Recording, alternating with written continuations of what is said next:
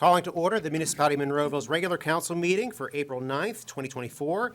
It is approximately 7:05 p.m. If we'd all please rise for the Pledge of Allegiance, followed by a moment of silence. Pledge allegiance to the flag of the United States of America and to the republic for which it stands, one nation, under God, indivisible, with liberty and justice for all.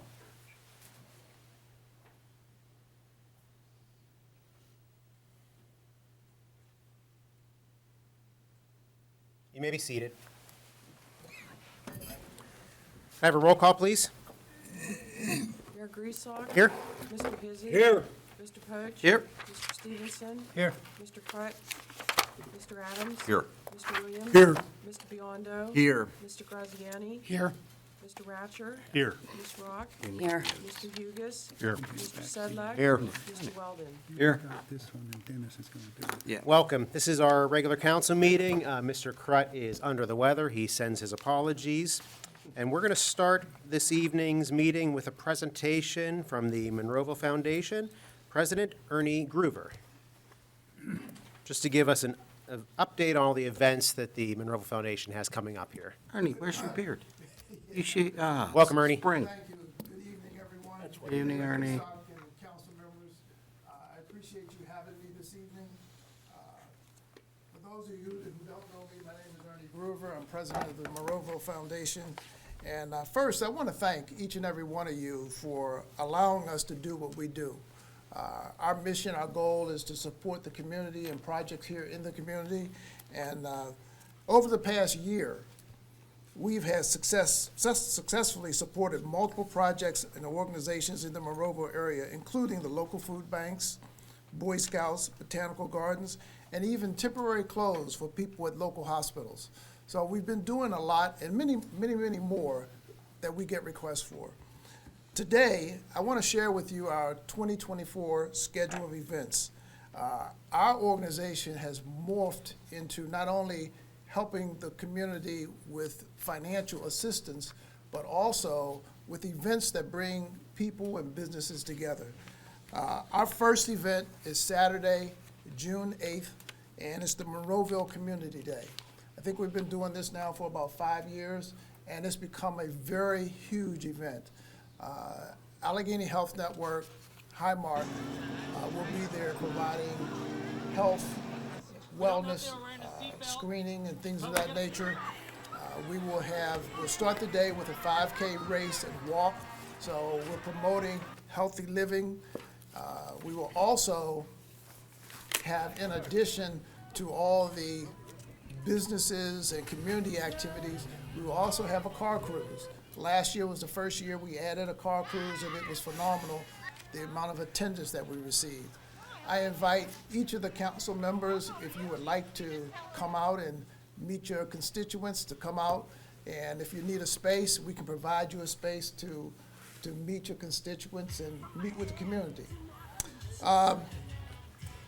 Saturday, August 5th is our Monroeville golf outing, which will be at Edgewood Country Club. And for those of you who play golf, we really appreciate you coming out and supporting that event.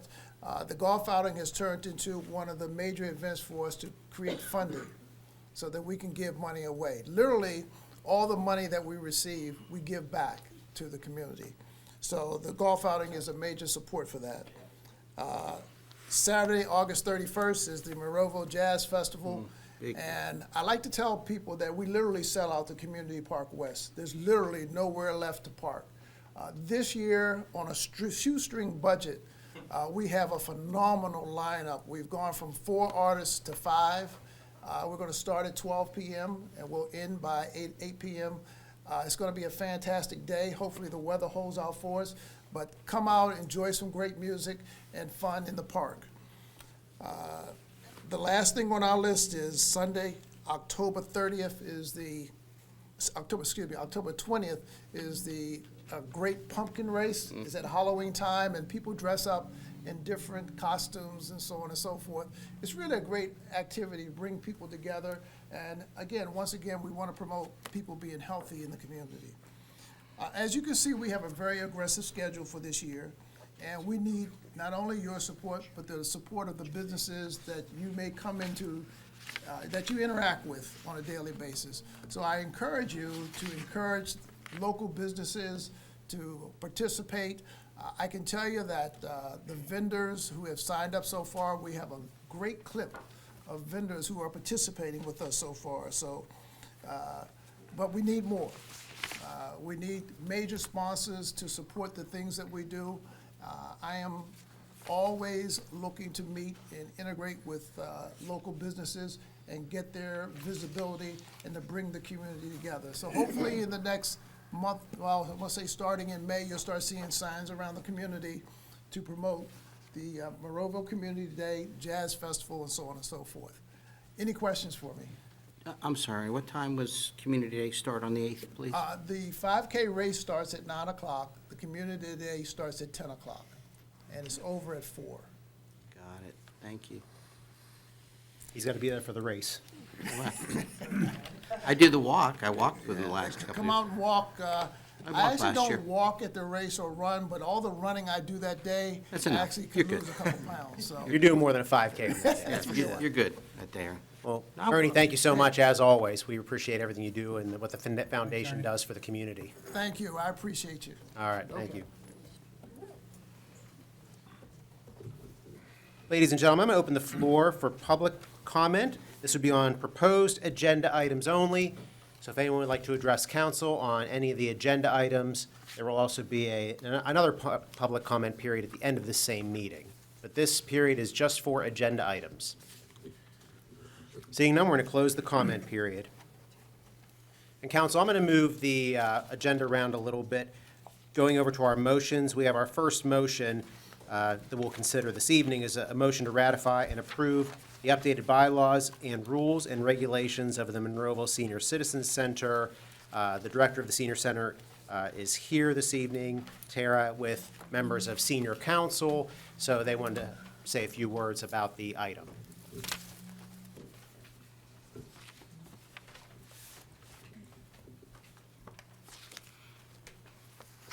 Matter which one I go to? You pick. Hi, everyone. Thank you for having us here today.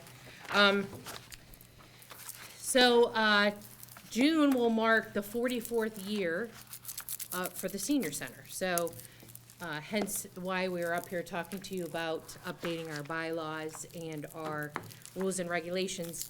Real quick, though, I just wanted to give you a little background of how we got started and got to our 44-year mark, just because a lot of people really don't know how the Senior Center came into existence. But it'll also give you a basis for why we are asking to change the bylaws. Because the way that they operated 44 years ago is obviously extremely different than how we operate today. Like I said, we mark our 44 years in June, and it is important from time to time to review our existence. The idea of a central meeting place for Monroeville seniors began before its dedication and opening in June 1980. I did a lot of history researching, and history backs to 1957. Warren Fost was the Monroeville Recreation Director at that time. He decided to involve seniors, wanted to involve seniors in more than just sitting home after retirement. Fost was actually quoted saying, "This is a time, this time it is in behalf of the too often forgotten ones, the ones in their declining years, the old grandmother, the old grandfather. They must not be placed on a shelf. They must be provided with the best enjoyment and that can be had for them during their remaining years." In the fall of 1958, under the Monroeville Recreation Board's direction, the Senior Citizen Club was organized. A formal organization meeting was held on November 4th, 1958 at the Municipal Building Community Room. The first social club meeting was held Tuesday, November 18th, 1958. Club meetings were held twice a month at the Municipal Building Community Room. At that time, participants had to be 60 years of age. It was noted in the PA Public Welfare Directory that only 6 clubs for seniors existed in Allegheny County at that time. The idea caught on quick. The following year, 94 senior clubs showed up in the directory. Other clubs like ART began meeting in 1958 as the population for seniors started to grow. ARP held its first Monroeville meeting in 1975. It is said that their first meeting was held in a barn, and over 600 seniors showed up to that meeting. At that time, it was made clear that Monroeville had a mission to fill. This began the journey to establish a senior center for the Monroeville community. In 1977, a senior committee was formed. Seniors lobbied the Monroeville Municipal Council for 3 years before winning approval for funding and getting Monroeville Gateway School District to donate a 4.84 acre lot on Kingler Drive behind the Monroeville Library where we currently exist. Various senior clubs held fundraisers, received financial pledges to help with the building cost. Groundbreaking was held in April of 1979. The building was built for $589,000. $425,000 was municipal funds, $69,000 was county funds, and $95,000 was from seniors collecting contributions. The center officially opened on June 22nd, 1980, providing a place for multiple social clubs to gather and provide activities for aging populations. Over the years, the Monroeville Senior Citizen Center has become the main recreational hub for the community, providing various social clubs, daily activities, programs, instructional classes, trips, health and fitness programs, trips and tours, and special events. It now serves over 7,000 adults 50 years plus, living in Monroeville and surrounding communities. The center is owned by the Municipality of Monroeville, but operated by the Monroeville Council of Senior Citizens. Both the Municipality of Monroeville and the Monroeville Council of Senior Citizens contribute to the overall funding of the building. Since the opening, the Monroeville Council of Senior Citizens has raised enough funds to complete 5 additions to the original building. The last addition of the Monroeville Fitness Center was built in 2007. The Senior Center is the only senior center, the Monroeville Senior Center is the only center in the area to have a full-fledged fitness facility of the size and magnitude it does today. The center is the official site for Silver Sneakers, and actually the Monroeville Senior Center was just noted to be in the top 10% for Silver Sneakers visits in the entire state of Pennsylvania.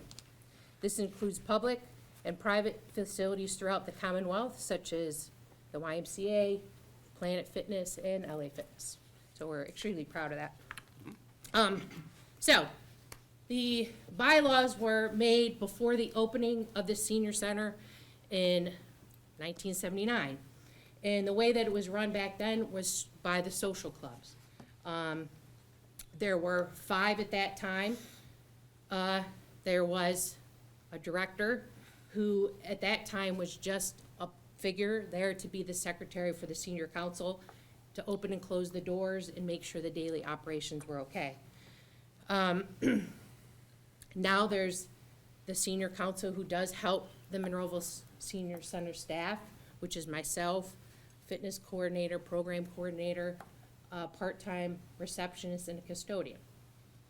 There are no longer any more social clubs that meet at our center. The last one folded at the end of last year.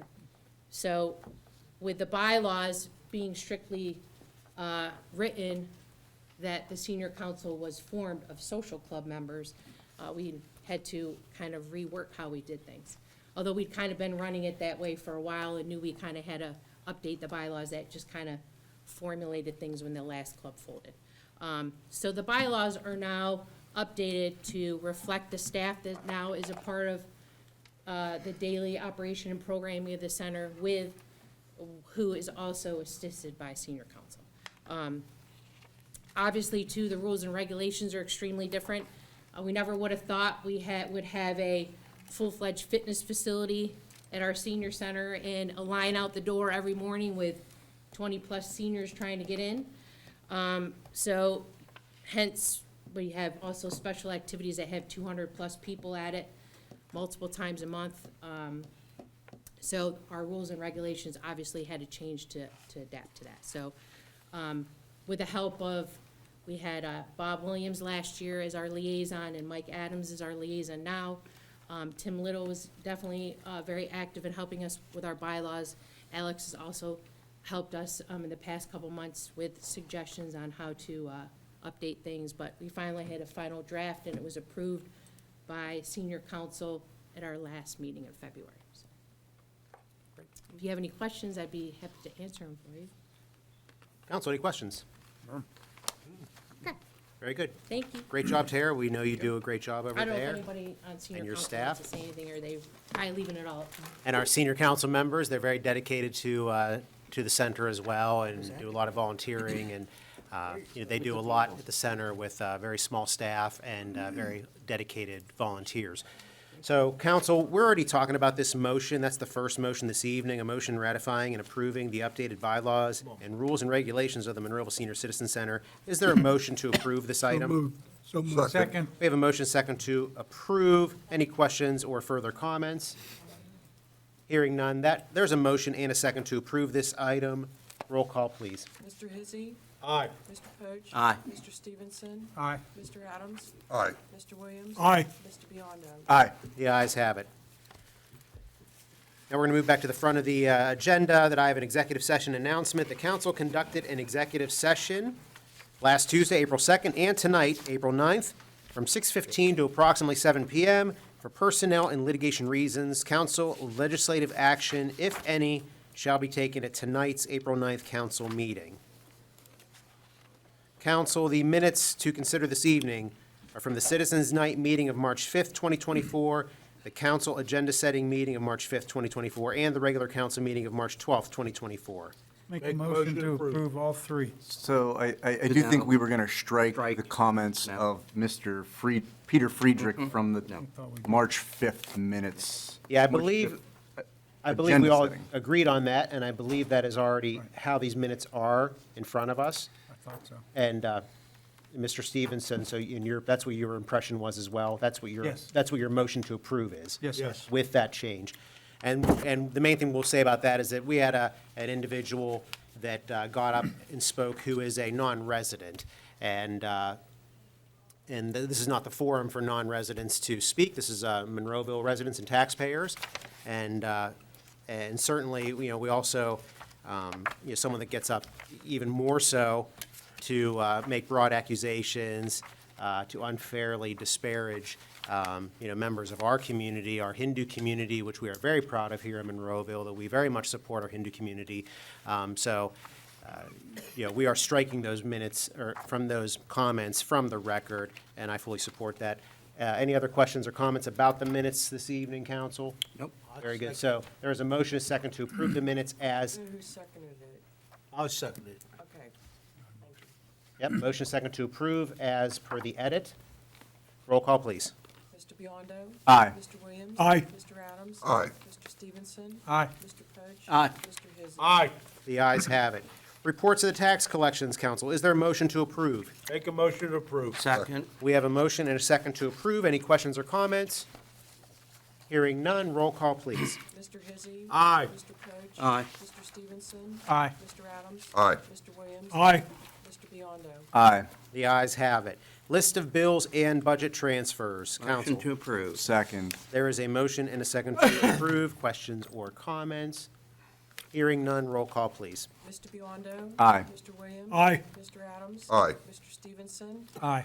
Mr. Poach? Aye. Mr. Hizzy? Aye. The ayes have it, and the payroll report for this month.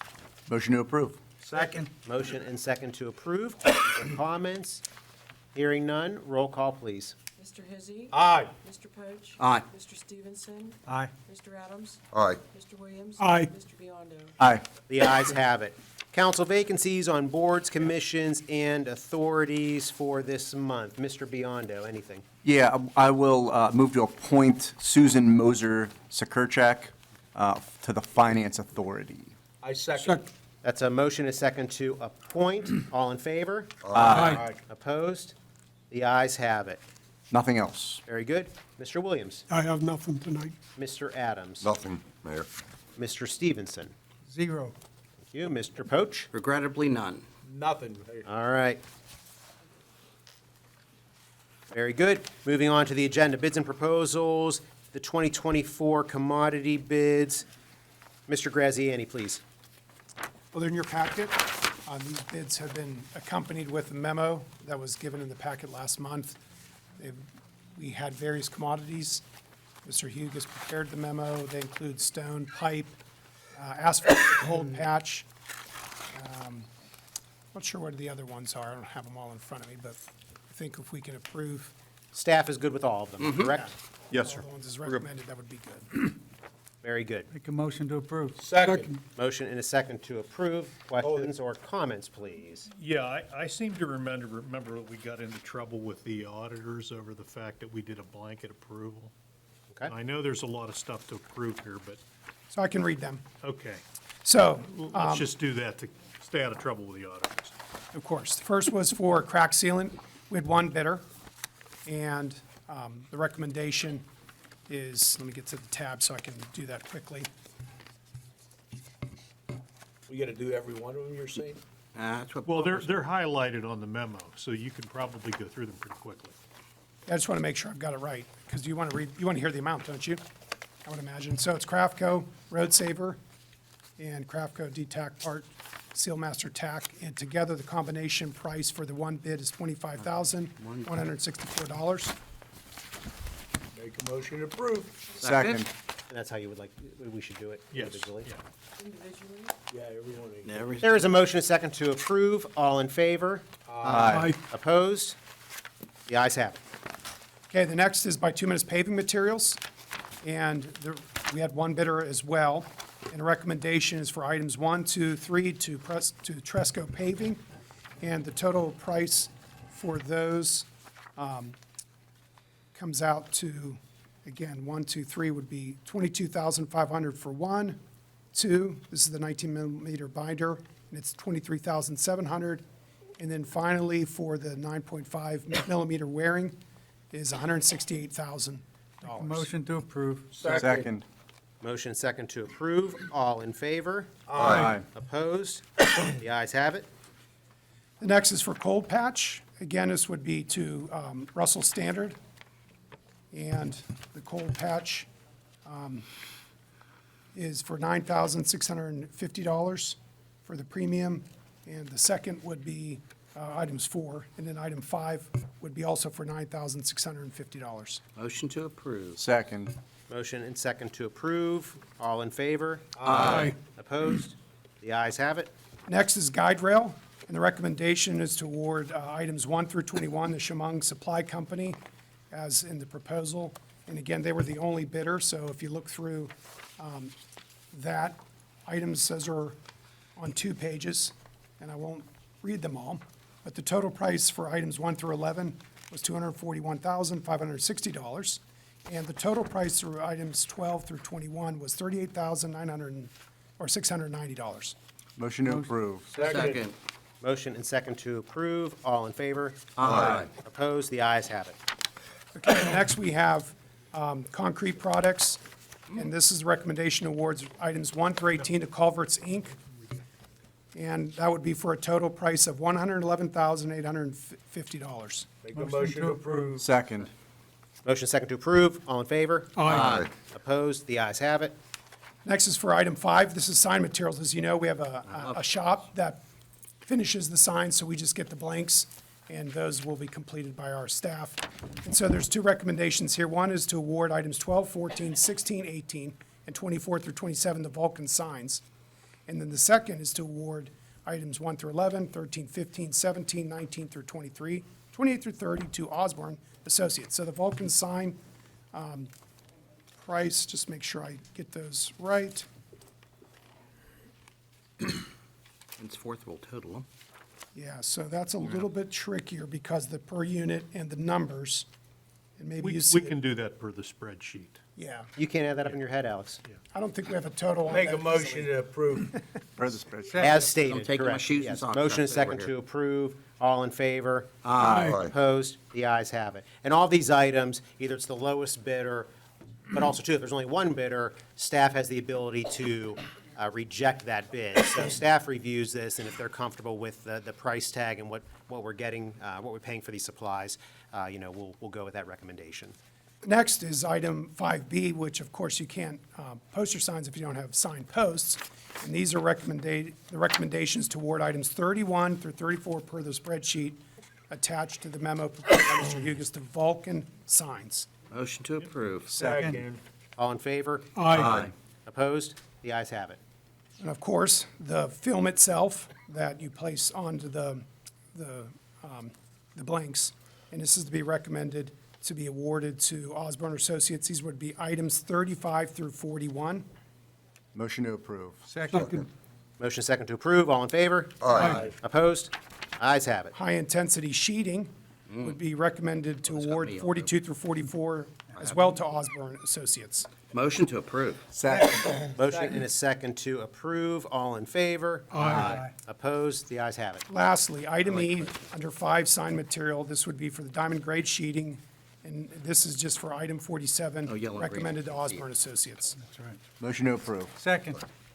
Motion and second to approve. All in favor? Aye. Opposed? The ayes have it. Item 7 from the memo deals with the crushed stone, and there are recommendation to award 1 through 5 to Bullskin Stone and Lime, who's a new supplier for the municipality. Motion to approve. Second. Motion and second to approve. All in favor? Aye. Opposed? The ayes have it. The next item is recommend to award item 6 to Heidelberg Materials. Make a motion to approve. Second. Motion and second to approve. All in favor? Aye. Opposed? The ayes have it. Item F is to recommend award to items 7 through 12 to Dairy Stone and Lime, who is also a new supplier for the municipality. Motion to approve. Second. Motion and second to approve. All in favor? Aye. Opposed? The ayes have it. Number 8, the memo is for storm sewer frames, grates, and risers, and we have the Type 2 grade adjustment risers. We had a bidder on that. We did not have any bidders for the inlet frames and grates, nor did we have bids for the storm manhole frames, lids, and risers. The recommendation of staff for Type 2 grade adjustment risers is recommended award items 7 through 14 to Shamong Supply Company. Motion to approve. Second. Motion and second to approve. All in favor? Aye. Opposed? The ayes have it. In the memo prepared by Mr. Hugus, sewer pipe is the number 9 item, and there are 2 different Joe, this- things to look at here. One is the ADS-N-12 pipe, and it would be to recommend to award items 1 through 11 to Shamong Supply Company. Make a motion to approve. Second. Motion and second to approve. All in favor? Aye. The last item under sewer pipe is SDR-35 sewer pipe, and the recommend is to award items 12 through 16 to Culverts, Inc. Motion to approve. Second. Motion and second to approve. All in favor? Aye. Opposed? The ayes have it. Well, thanks for watching out for us, Mr. Ratcher, and giving us a lot of work. Well, the attorney's job is to make life difficult for people. I apologize for making No, their thank lives you. difficult, but we want to keep the auditors happy. We got to get it right, absolutely. Accountants, they want everything to the T. No, perfect, thank you. And thanks, Says staff, the for putting all that hard work The in. accountant says, Moving through our agenda, council, old business 24-2-SUB, Roy Musser. Mr. Graziani, please. The applicant is requesting preliminary and final subdivision approval to subdivide tax parcel 861-A-119 into 3 lots. Lot 1 with an acreage of 0.1056 acres, Lot 2 with an acreage of 2.099 acres, and parcel A with an acreage of 0.7925 in the S Conservancy zoning district. The property is located at 1876 Haymaker Road. Variances were granted for the proposed nonconformities created by the subdivision zoning hearing board file number 24-1-A. Now, the planning commission recommends approval of this application. However, it was tabled at the March 12th meeting of council, and the applicant has requested the application be tabled until the May 14th, 2024 regular council meeting. So we still leave it on the table, we don't have to vote. Correct. Correct. They take no action, it stays on the table, and we move along in the agenda, unless someone wants to act on this item. Nope. Very good. Moving through to new business, 24-1-SUB. That is RCG Monroeville LLC.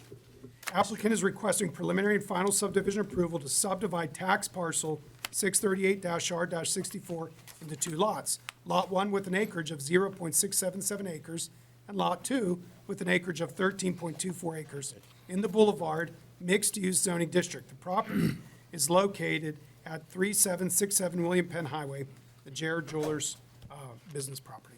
Make a motion to approve. Second.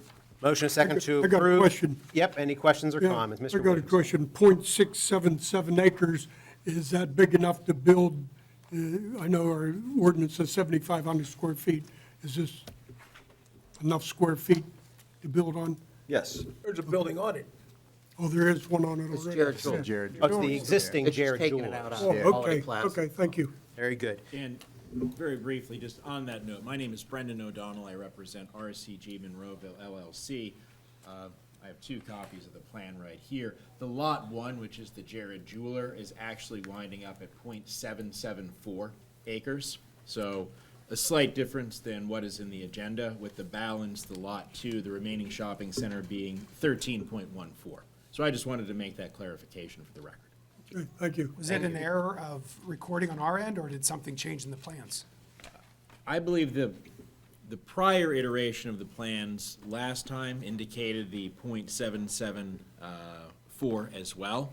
It may have been an earlier iteration that identified the .67, but according to these plans, it's .774, and that's the Jared Jeweler with the 34 parking spaces surrounding it. Very good.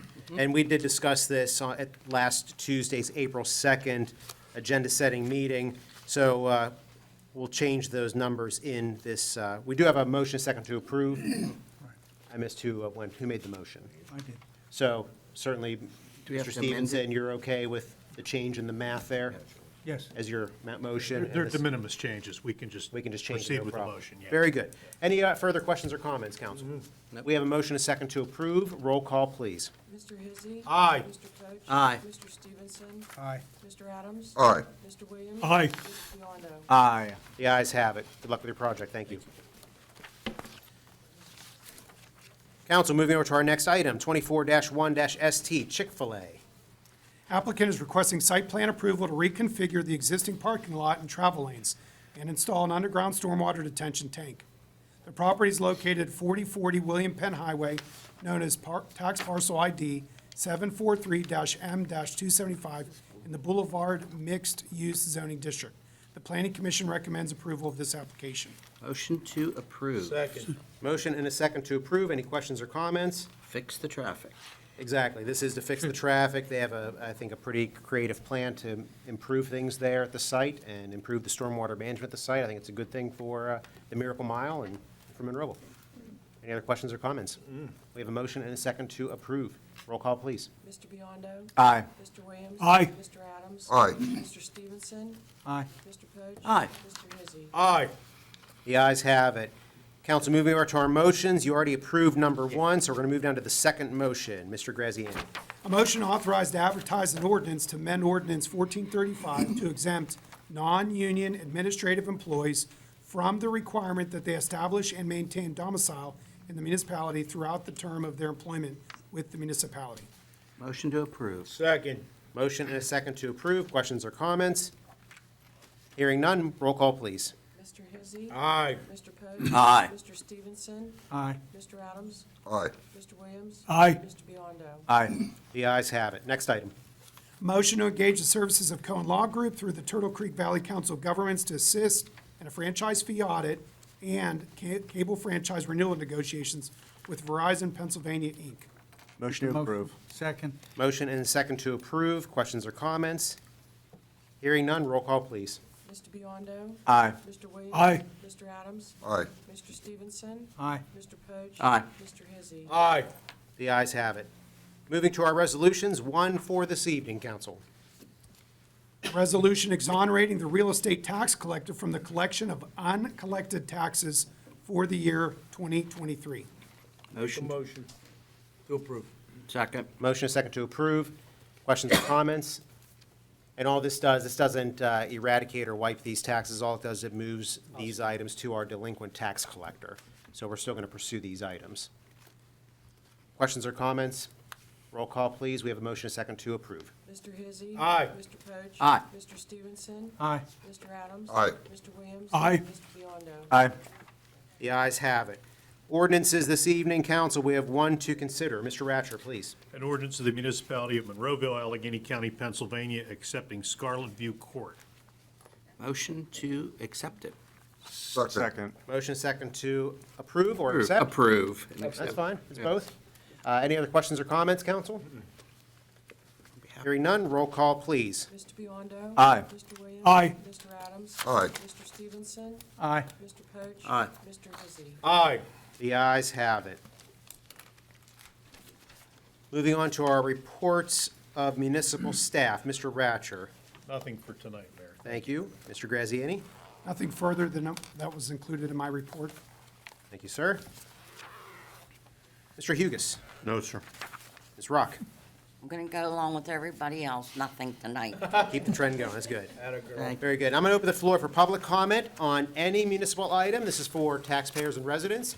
We always ask that you keep your comments to 5 minutes. We feel that's enough time for you to get your point across. So if you state your name for the record, if you. My name is Robert sign in, please. Serafini. I'm a resident of Monroeville. Welcome. I have one question here pertaining to the new business item B, the 24-1 SUB, Jared Jewelers. Are they the owners of that property? The ones that they want to change? It's that company, RCG. I don't know if that's Jared Yeah, Jewelers or they're not. probably a lessee. Now, I mean, I was asking if this Jared Jewelers, are they, like the mall subdivided up at the Monroeville Mall, when they subdivided the bank and all that stuff, is that what they're trying to do here? From last Tuesday, my understanding was that they want, the property owners of Jared, they do want to subdivide their building and parcel away from the Holiday Center Plaza. Okay, I just didn't understand that. Thank you. That's a good question. I'll leave the floor open. Why he didn't come up? Just real quick, Ralph Leotti, Scarlet View Court. I just wanted to thank council for everything. Appreciate it. Our board thanks you, representatives of our board, and all 12 families of Scarlet View Court thank you as well. So And if you state your name for the record, real quick. Did you yes, sign? Ralph Leotti, Scarlet View Court. Thank you, Ralph. Thank you all. Sign in, Ralph. sir? Did you sign in? I will. Thank you. Sorry. I Yeah, appreciate print it clearly. We're okay with you, trying to get down from there, it's fine. It's real quick, in and out. Yeah. They'll have the address sent for sending your free gifts. From Ratcher. No, we appreciate you coming out here tonight, Ralph. And I will leave the floor open. Ms. Krivka. Good evening. Hi, I'm Kim Krivda. I live on Jamison Lane, Welcome. and I'm here to get a little bit of support for Jamison Lane and the water issue we're having with DCI. 2.5 years ago, I was here, and we're still suffering extensive damage. The retention pond was maintenanced at that time when everybody, I think, Mr. Hughes, Mr. Wilner, they approached them and they cleaned it out, but they never revamped the system. They were given a directive back in 2001, when they, I guess, purchased the property, DCI came into the facility, that they were to revamp, enlarge the pipes. It's all in writing, it's on the stormwater management plan that the previous director provided them with. They never, there's a 4-inch pipe carrying a tremendous amount of water. I mean, we have 4-inch pipes in our homes. It's not covering the volume of water that's coming through there. Now, I get water in my yard, the neighbors do. The next door neighbors that washed away their tie wall, they were gonna be here today, but somebody got ill. And then the gentleman at 160 has over $20,000 worth of damage after this storm. He got 6 inches of water in his house, it was rushing through, it came through, it's a nightmare. Like, his driveway filled up with water. Mr. Adams was out there to take a look at it. And I think there's some discrepancy on whose responsibility this is. But there's an addendum that follows every deed, and I provided those addendum back 2.5 years ago, that makes whoever owns that building for all eternity, either the home owner, or, say they sell their house, each party, but the business, the party, the DCI, whoever it was TMB before that, the addendum follows and says they are specifically responsible to maintain the pond, and there's an easement from that pond to the first drain and to the second drain that is on the Nichols property out to the storm drain, or the municipality storm drain. They haven't ever done anything but clean it out 2.5 years ago, which was just a patch on a huge problem. So there was a swale there. There are the detention pond, retention pond is up there. It's not big enough. It doesn't, the line isn't big enough, and I'm just looking for some support with DCI, because quite frankly, the 160 resident is taking it further, because he's suffering a lot of damage. We all are suffering damage, but his house is affected. So at the time, when I brought all this up, Mr. Nason was buying the property. In his agreement, when it's on record, it's probably in the minutes somewhere, I asked, he buys the property, that's fine, but now he owns the property with the line on it, and they own the retention, DCI owns the detention pond. Who's responsible for what part? There was apparently notes in the sale that easement has to remain open. He has to allow DCI to maintain. He's not responsible for maintaining that line. DCI or whomever buys that property is responsible for that. It's public knowledge at the county. So is there any way we can get some support from the municipality to have them do what they're supposed to do? Well, I know that you and the whole neighborhood have been dealing with this for quite some time, and I think it's reasonable for us to look into what we can do and to what extent we can legally and from a municipal standpoint. Absolutely, so. And also, now I know the municipality, they own retention and ponds all over the municipality.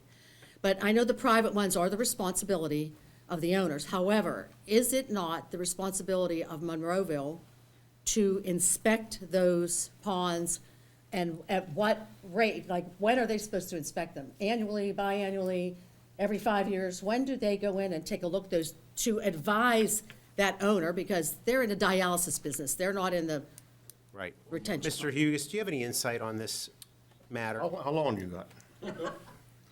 I mean, this is gonna be a long explanation.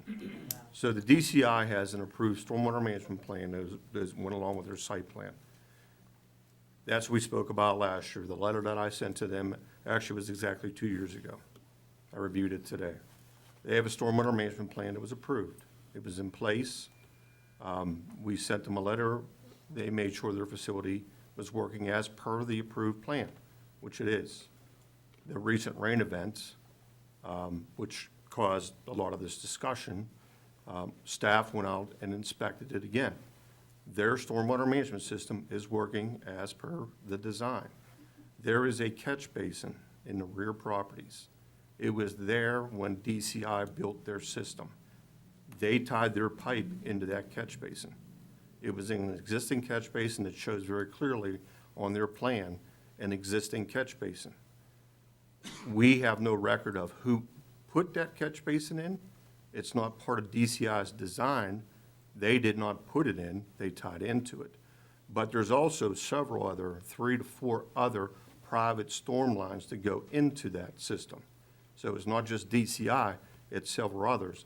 And it also catches surface water from the homes on the backside of Hemlock Lane and other homes, as well as the natural grade of the topography. Everything goes into that catch basin. There's no documentation of who owns it or who maintains it. Upon inspection, it is not functioning. It was full of debris, mud, and whatever, because it catches a lot of things over land. So it catches all the mud, it catches all the sticks, and is not functioning. Whose property is that on?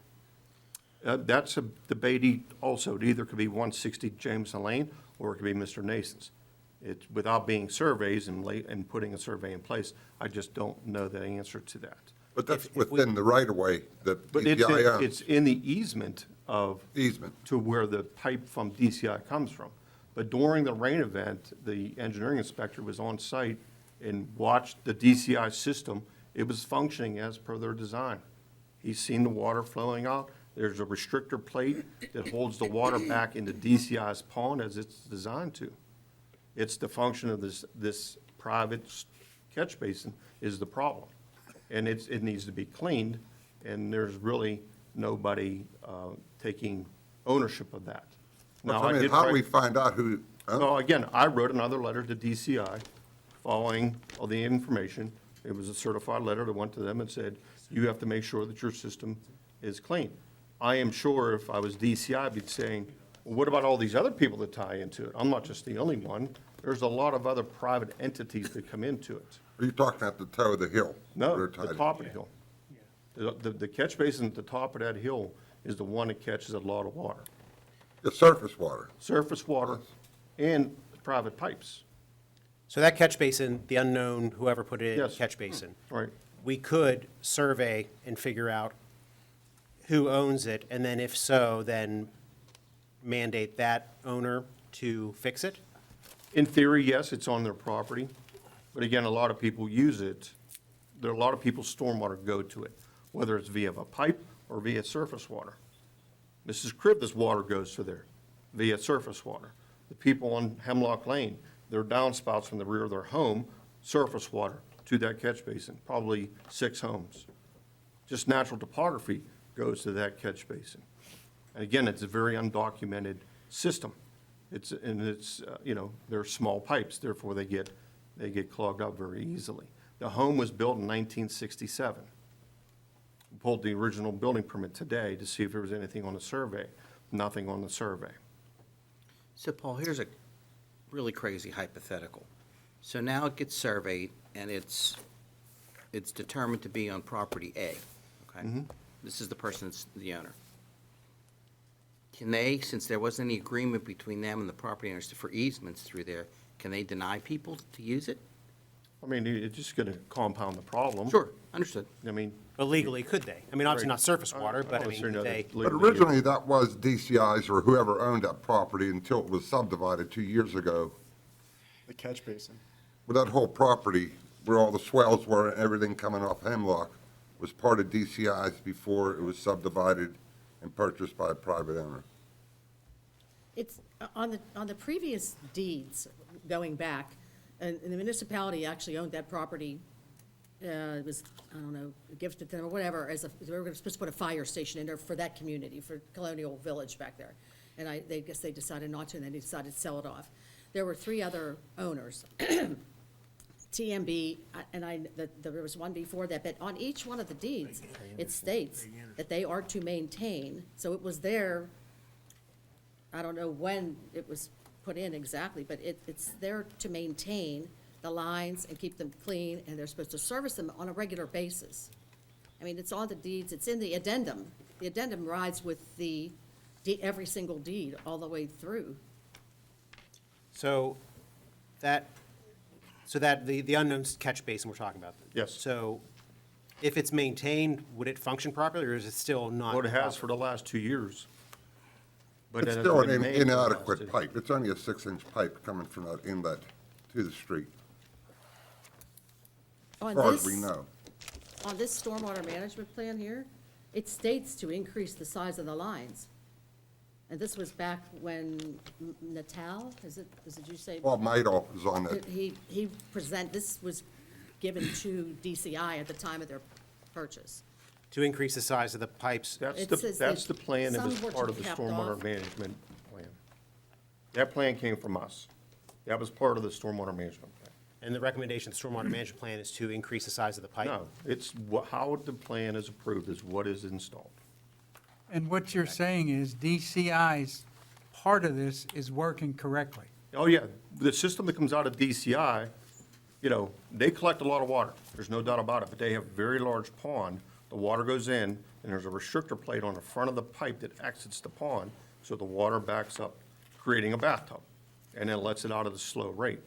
And- And that pipe, from there to the catch basin of unknown ownership, there's cleanouts throughout the pipe. You could take off the lids, and you can look in the cleanouts, and you could see the water flowing through. And Kim, you're asking us to support you in trying to help DCI do something, and their stuff is working according to plan. So how are we to help you? Well, here's the problem, Bob. All this water collects at that inlet, the unknown inlet, as we're calling it, and goes through private property to the street. Now, why should the private homeowner take that responsibility where that water's actually filling their basement up, game room, garage? And, I recommend them not to get it fixed until the water problem is fixed, but how do you put that on the owner to take that responsibility to put a new pipe in, when everybody else's water is getting to that? Does it No, I take water understand from- that, but what I'm saying is DCI is meeting our requirements as a municipality. Well, my opinion is DCI's water's going into that inlet. But Mr. Yugas just stated that their system is working the way it was designed to work, as we asked them to design it. on their detention pond. What I'm saying, my opinion was, why wouldn't that whole system be DCI's to Jamison Lane if they're tied into it? I don't know. That's, Well, so we need to know who owns the mysterious basin. Yeah, that catch basin was put in before DCI was built. Right, so, okay, So it was prior to the original construction, and it was put in, and my guess is it was put in when a home was built in 1967, because that home is at the very low point of the street. You go to that house and you can look all three directions, it is the low point. Hemlock's here, it's right here, there's hemlock. So, That water collects and then it gets discharged. right, and their Survey. house sits below the street level. So it's in a pocket. So they probably put the piping system in to keep the water away from the house. So I'm sure you guys have already researched what's available online in terms of the property that's in place. However, is it necessary, and this may help you, Kim, hold on. I read everything, it's terrific, it's been a file, we've seen it, to do that. Is it in our best interest to find out a proper survey, and then, of course, eventually, once we determine who owns it, pass that cost back on to them for the survey? If nobody's claiming it, or if it's not consistent with documents we already have? I mean, it exists somewhere, so how do we find that out? The system that goes to the catch basin in question is built as per the design. Right. It's from that known catch basin out to the street, which was put in by a private individual. So That's what we don't have that's documented. So that catch basin discharges to the street? no, The, it's smaller it's pipe, elevated. yes. It picks up that field, DCI drains, and whatever water comes to it, goes down a steep embankment under the ground into another inlet, and then out to the street. Because Hemlock's here, and then it's down, going out to the, as we come around. Correct. No. It's in the back end of where Hemlock. No, that's dead.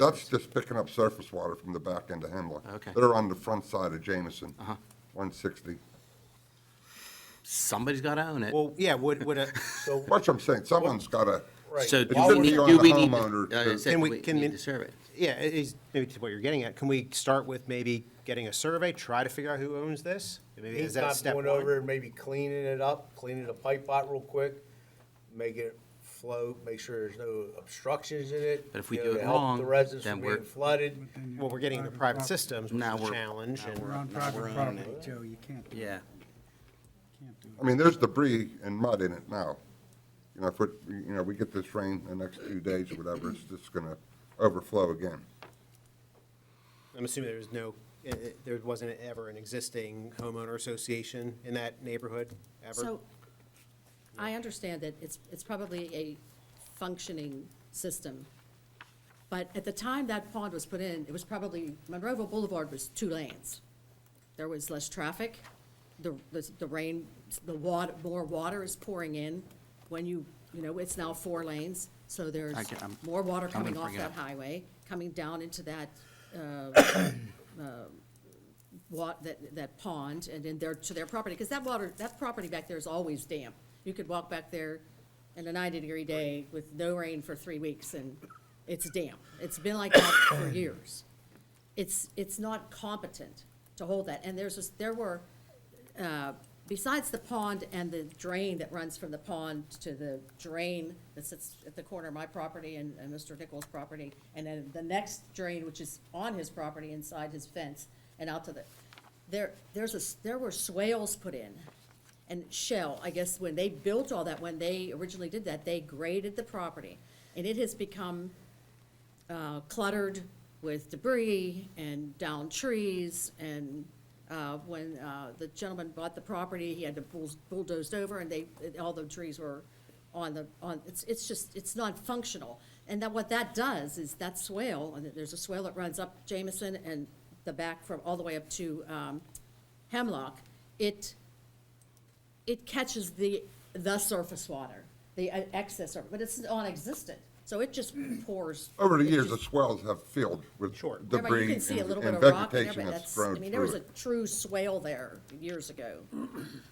Let me that ask caught Bob the a excess question. surface If water, we which would is their send our people in responsibility. there to help these homeowners, would that constitute ownership of anything we touch?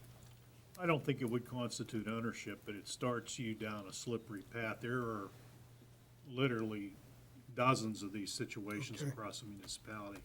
And And I, so that's the problem you have, is you sort of break the egg there. I caution this council on doing anything on private property. There are legalities that prevent us from doing that. Well, here's the thing, why should one of our residents be putting up with flooding every time we get a heavy rain if we can't force someone to fix this system? I didn't say we couldn't force somebody to fix it. I'm saying the municipality can't do it on private property, Mike, that's all. There's legalities. We are not allowed to go on private property and do work for your buddy or my buddy. Well, I Yeah, understand so, that. can't so we, do that. so we have this unknown catch basin, we don't know who owns it. But is there anything from a municipal standpoint, say, forget the ownership, how our stormwater management department would look at the water in a neighborhood? Is there anything that we could improve the situation? Not necessarily working on that unknown, we don't know the ownership, is there anything else we can do to improve the whole neighborhood? Well, I mean, you could send letters to the surrounding property owners and tell them that the system is failing and they need to address it. I've already sent the letter to DCI, asking them to relook at their system. Yeah, I mean, there has to be these situations, well, Mr. Retch, there's multiple situations like this in the municipality, and I'm sure they're throughout the Commonwealth, probably throughout the country, there's probably these very similar situations, but we probably have to start with figuring out who owns it. I mean, there's somewhat of an easement, there's a sanitary sewer easement that goes between the two properties. So how big that is, I don't know. If is it a 10-foot easement? Yeah, but the pipe that we're talking about is not in the sanitary easement. It's not in the same, No, within that, It's under the driveway of 160 Jameson Lane. It's about finding out who owns it. Yeah, so I think, is it reasonable to pay for Well- a survey, or find the owner, maybe not a survey, but maybe figure out who owns You're it? gonna have to determine who owns it then. What the municipality does have is the power to compel somebody to fix it. But you have to have the right party before you can do that. And we're not looking for the municipality to physically fix the problem, because that's not your job either. It's the owner of the pond. And with a pond that's 60 years old, which is probably That pond was Yeah, but the built pond- when DCI was it would built. be, I don't think the pond's this the is question. what I'm It's afraid is this gonna catch happen. basin. It's This the- is what I think will happen. If you approach them, they're gonna go and have these plumbers come out there and clean it out again and not do anything that's gonna make any significant difference. And then this gentleman is hired an attorney, and he's very well within his rights, and he's gonna be he's not gonna have any roadblocks, I'm gonna tell you, because he's very prepared, and he's suffering a lot of damage. And they're going to be sued, and then they're gonna come back and say, the municipality never told us what we should do. They didn't, and it's in these documents, it's in the addendum, that and in the stormwater management plan, that the municipality said, this is what we should do, but nobody ever follows up. Nobody comes and lets us know, hey, we're inspecting your pond. we're inspecting it, we're gonna let you know. I mean, I don't know how the process works, but you're gonna leave yourself open to be party or a part of that suit when it happens. Well, I think it's reasonable, counsel, to direct the manager and staff to look into this more closely, and furthermore, to maybe find out the ownership of that one catch basin we keep talking about. Is that reasonable? I mean, the way it looks like it's on the subdivided property of the old DCI's piece, which Mr. Nason had purchased. Right. We have to And the only- let's figure that out, though. Is that reasonable? Yeah, and then who put it there, and whose catch basin it is, and that's probably gonna be more difficult. The best you're gonna do is figure out whose property it's on. It sounds like you've already tried to find out who owns it. But if someone there are no buys- documents that. But if someone support buys, It's a private system, so therefore we would not have any documents Right, of it. yeah. It's an undocumented storm system that was put in because it's a substandard system. The municipality would never have done that. but if someone purchases a property that has a storm system on it, whether it's private or otherwise, if it's private, it's their ownership, wouldn't it be? Correct. And their It's on their responsibility. property, they own it. And I beg to differ with Mrs. Krivda here. The municipality of Monroeville has inspected the DCI property, and it works as per the approved plans by the municipality of Monroeville. Okay. Just to put that on the record. So is it I don't know if it's a survey or if it's more staff exploration as far as figuring out who owns the basin? Well, we're going to have to do a physical survey. We're going to have to hire somebody to do a I survey. guess that's kind of where I was going before earlier, Paul. I mean, do you need our support to be able to do that? I mean, if we got to know what we're dealing with, so. Or can we get a Our direction. price estimate on that we can approve at a later time? You tell me what you want to do. I mean, even if the survey's done, it's still not gonna say who the owner of this inlet is. It'll show you whose property it's on. They'll show you his property. And it's their Well, responsibility. And it's their the responsibility. property owner who's contemplating the litigation, he's gonna have to get a survey. Because he's gonna sue somebody or a group of people, and he's gonna say, you own this, you have to maintain it, and that's that. And they're all gonna say, no, we don't. Now, let me say this, though. If we're going to hire surveyors, they're going to go on private property. What do those property owners say? I don't want nobody on my property. You got to have a right to an authorization to enter their property to do a physical survey. Is that the first step? Is that the query? Sending notices out and notifying the is that the first step? I mean, you could probably look it up on the county website. They're probably 60 by 120 lots, that whole, Yeah, but Right. to physically figure out the corner points of the property line, you're going to have to go in there with a survey team and figure where those are at. And to do that, you're going to be on private property. So that's the first step to resolve it.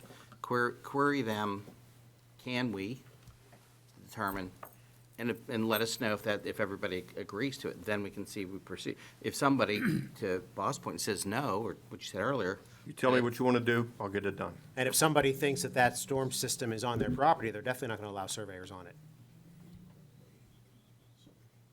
Well, they're Right. not having a problem there, so they may not even be aware of the problem. We don't Because know. their system evidently is working, because it's coming down to you. well, it's still in DCI's easement. The pipe ties into it. The easement is 15 foot, no matter who owns it. So council, suggestion? We gotta find out who owns it. We gotta find out whose property Let's it's on. I mean, survey it just keeps coming back to common sense. If that's it, let's survey. Yeah. But I think Well, we no, just- we have to ask first if we can serve. I again caution council on working on private That's property. why I'm saying, I'm listening to what you're saying, Bob, but we should ask first. If they deny us, Kim, just so you heard it, then. I don't really think it needs surveyed. Like I said, there's a 15-foot easement that DCI signed off on that comes with the deed. And that's within the 15-foot easement. Can we how about this? Why don't we start with directing staff to go down the road you're talking about, Mike, explore what we have internally or through the county, any kind of documents we have that possibly could figure out ownership? And then if We that have doesn't those, Mayor. And you're saying that they You don't know, show ownership? what you see on a piece of paper and what is physically in the field is two different things. Okay, To figure out what it's in the field, you need to survey it. right. But in order to survey, it, we need to get permission of the private property owners. That's. Tim, is there a pin on your property? Do you have a survey pin? Pardon me? Is there a survey pin on that corner?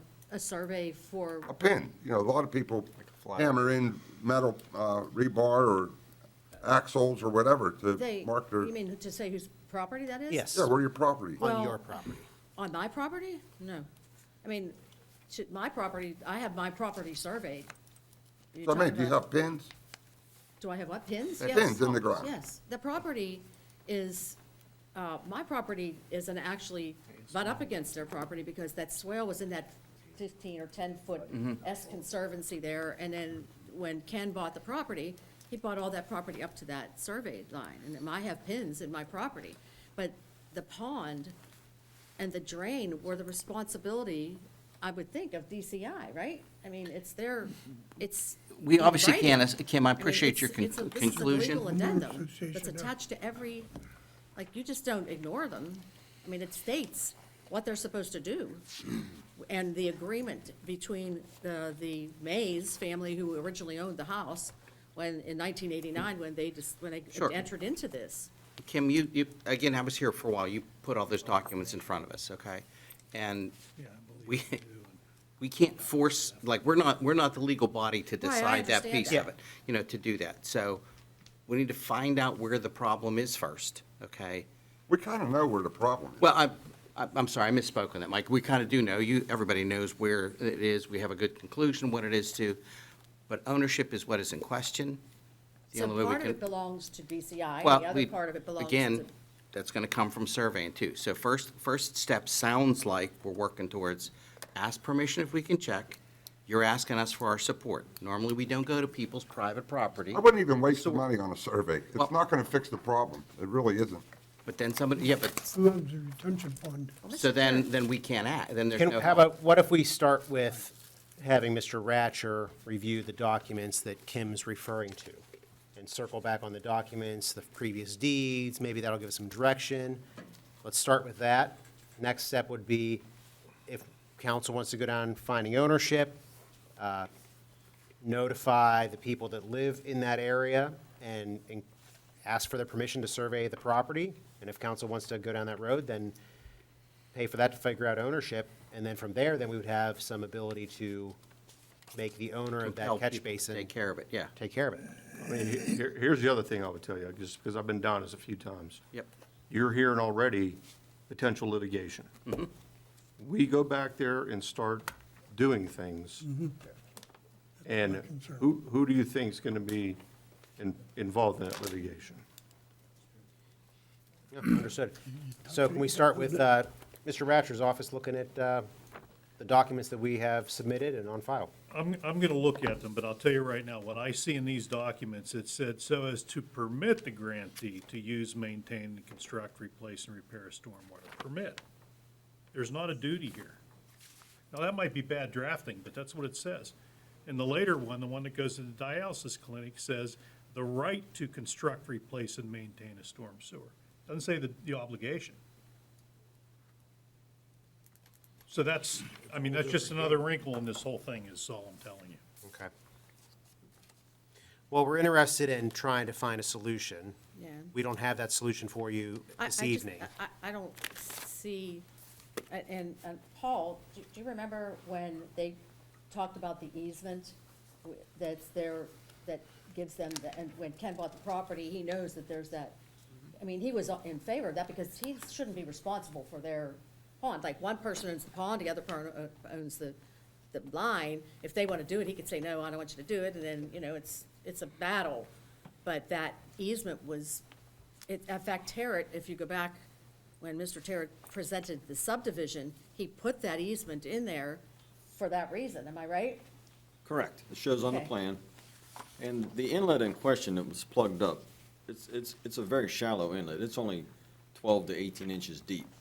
So any of these homeowners could go back there with a shovel and clean it out on their own. The maintenance for it would be very simple. And the person that is receiving the water, I would think that they would have an interest in keeping an eye on that inlet and maintaining it themselves. But they'd have to go on someone else's private property to do so. It's on the other side of his fence, correct. No, Okay. Mrs. Cribda is pointing the finger at DCI because of the water that goes in. Their water goes into the catch basin underground. that catch basin is not functioning because of the water that comes over land. That's what's clogging the catch basin. And that water that's coming over land is coming from private property owners from Hemlock Lane, probably 8 to 10 landowners over land into that catch basin. That's what's causing the problem, not the water that's coming in the ground. And that's where they had the swells. They had to define And there's swells no- and riprap through it. And there's no way to improve that other than maintaining it. No, I Because mean. ultimately, it's gonna just pick up anytime you debris, it's have gonna pick up sediment. Anytime you have a catch basin like that with a storm grate that catches debris over land, is a constant maintenance there. It has to be constantly maintained, or else this will happen. And it could be a private property owners agreeing, neighbors agreeing to collectively keep an eye on that. I know it's not the best solution for you, Oh, but. I do. When it comes up and it's literally, the water pressure is, there's a metal grate on that. It's like when it's really coming down, and it doesn't take long. Like, it started probably, by 10 o'clock, when the rain started week and a half ago. By 10 o'clock that night, I'm like, I happened to hear, you could hear it, and I'm like, it can't be. I mean, I would think maybe the next day as it continued to rain, but within a couple of hours, That's it a lot- was. We had a lot of rain. The metal thing was bobbing up and down, and I have video of it, if anybody's more than welcome to have it, I was out there in the middle of the 10 o'clock at night videotaping it, so, and then I could hear it going down into the Nichols property, and I didn't realize it was severe as it was until his driveway started to back up, like, into his house. I mean, it came down, The other and drain it's all at muddy in water. his property down below was covered also, okay. which caused it Yeah. to fill up around his house. Well, we understand your concern, your frustration, the neighborhood's frustration. I'm not frustrated. Well, no, I just- you should be. I just hate to see people, and myself included, because the surface water, and I know water runs downhill, but that storm, or the pipe that you're talking about that comes off of the red house up there, it goes in a different direction, because I know where that ponds, I've watched it come down. It does not come to my property. It comes down and goes in by Mr. McAllister's house. It comes that way across his property, and that water is clear, like rainwater. I have pictures of it. The water that is collecting next to my garage is muddy. It's coming through, there's no swale to catch it and run it to the drain, and the drain isn't sufficient, isn't it? But it's muddy, and I have to take a hose or run it to the street and siphon it out, because we have a garage there's some valuable property in that garage. My son's boats in there, different things, so, and I'm afraid it's gonna rot on the bottom. We don't wanna just leave it sitting in the water, so. Well, we're gonna look into this further and see if we can come up with some sort of direction or solution to this. Thank you. Thank you. I'll leave the floor open. Hi, everybody. Nina Vecchio, 151 Jameson Lane. Welcome. Welcome. This is not just hurting one side of the road, it's coming to across the street. Janet on the corner, myself, 4 houses are also having the water that is coming through everywhere. And as I've talked to you, Nick, you, Joe Hizzy, Mike, maybe Denny last year when this all started, it is a beautiful road that was just paved 2 years ago. Looks like Van Gogh had to paint seal all through it. Even our borough workers said, I can't believe this was just asphalted and there is leaks. My driveway was lifted, the Monroeville came and fixed it. The front of 7 of us are lifted. So it's just not Miss Krivda, Mr. Yugas. It's starting to hurt us across the street. I've already been here 3 times before. I'm hoping that we can at least get something done, because it's not 160. It's her house and 6 other on the other Sure. side that you are gonna have to worry about. You're saying that road was paved 2 years ago? 2 years ago, isn't it happily beautiful? It's a mess. And it was Hard to Tedesco's believe that it. did it. So I'm hoping that they do a better job since they just got ours, but I think it's the water issue. Also, the girl next to me, Karen, has had a small leach bed put in that was there when she bought the house. Now her whole backyard is a leach bed. And also, you'll be, Mr. Graziani, you'll be getting a right to know. I want to know, with a document, of course, when all these were all checked. And if I have to go to Mr. Hugus, I want the last year of all the checkpoints submit of what the- instead. I yeah, the will. right to know And form. also, we have Submit it. sores behind us and in our yards. No one's ever been there to check our sores. Nobody. Storm sewers? Yep, all the way through. So, thank you. I hope yous all have a wonderful summer. Thank you. Thanks, Sam. Yep. And I will leave the floor open for comment on any municipal item. Seeing we're closed the comment period, moving to our reports of council members. Mr. Biondo. Nothing Changed up. tonight, thank you. Mr. Williams. One thing, residents have called about solicitors in their neighborhood knocking on their doors. And I want the public to know that we have an ordinance 1410 that says the party must obtain a license which is required under ordinance 1410. Applicants must file with the police department of Monroeville. So what you need to do is ask these people to see their license. If they don't have a license, call the police. That'll take care of That's it. specific to commercial activity, not for political activity or for. Or people serving food and that. You know, people delivering food, it doesn't Yeah, apply. Like solicitation. Meals on Wheels. Right. Yeah. Solicitation is for commercial activity. Commercial solicitation. They want to fix your roof, or they want to fix your driveway, or whatever. But anyhow, somebody comes to your door, ask them if they have a license. If they don't, call the police, let them handle it. Thank you. Thank you, Mr. Williams. Mr. Adams. Nothing tonight, Mayor. Mr. Stevenson. Just one quick item. I want to congratulate the residents of Monroeville for putting up with Route 22 for as long as they have, and hopefully for as long as it takes to finish that.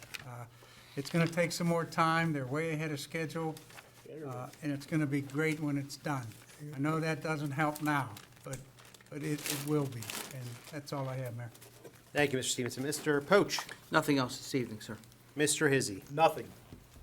Thank you. I just have two items. So we have our upcoming 29th Annual Jack Sedlak Memorial Cleanup Day. It is Saturday, April 27th, 2024, from 9 a.m. to 11 a.m. Beautify your neighborhood, park, school, house of worship, or roadway. Tired of litter-strewn streets? Do you want a cleaner community in which to live, work, and play? You want to know how to help? You can sign up for the Jack Sedlak Memorial Cleanup Day. Join the Municipality of Monroeville, your neighbors, family, and friends. You can register through the Parks and Recreation Department. All participants get a T-shirt while supplies last. Then we have a really amazing picnic afterwards. Give away a lot of prizes. We have a tremendous amount of sponsors for this event. It's always a great event. We pull out a lot of garbage every year, and it'll be Saturday, April 27th, 2024. Anything else, Mr. Another TV is a grand prize this year, so. Very good. Happened at a Vegas trip.